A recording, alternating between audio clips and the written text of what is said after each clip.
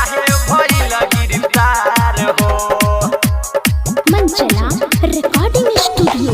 इनकलाब जिंदाबाद जिंदाबाद जिंदाबाद, पप्पू यादव जिंदाबाद जिंदाबाद जिंदाबाद, बिहार की जनता जिंदाबाद जिंदाबाद जिंदाबाद।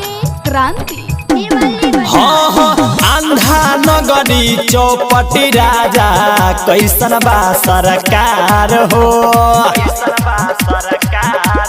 हाँ हाँ आंधा नगरी चौपटी राजा कैसन बा सरकार हो।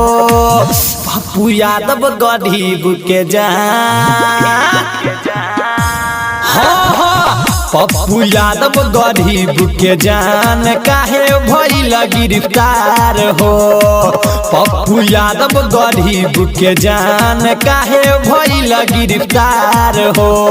इनकलाब जिंदाबाद जिंदाबाद जिंदाबाद, पप्पू यादव जिंदाबाद जिंदाबाद जिंदाबाद, बिहार की जनता जिंदाबाद जिंदाबाद जिंदाबाद। मंचला रिकॉर्डिंग स्टूडियो। हाँ हाँ होता बेमानी सगरो भइल बा तैयारी।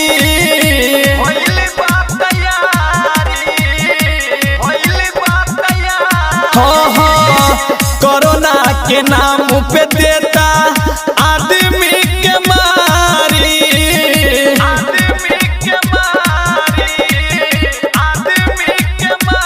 हाँ हाँ कोरोना के नाम पे देता आदमी के मारी।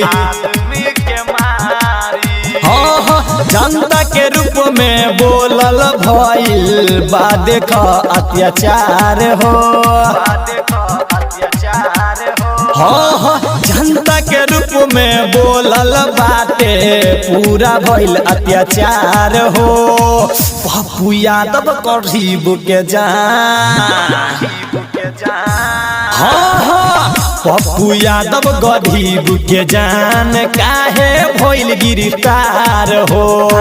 पप्पू यादव गरीब के जान काहे भइल गिरफ्तार हो। इनकलाब जिंदाबाद जिंदाबाद जिंदाबाद, पप्पू यादव जिंदाबाद जिंदाबाद जिंदाबाद, बिहार की जनता जिंदाबाद जिंदाबाद जिंदाबाद। मंचला रिकॉर्डिंग स्टूडियो। हाँ हाँ करे दलाली दुनिया भइल बा ब्लैक हो।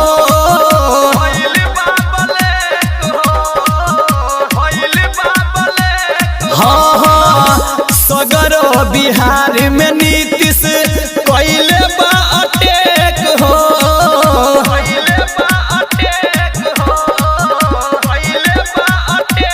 हाँ हाँ सगरो बिहार में नीतीश कैले बा अटैक हो।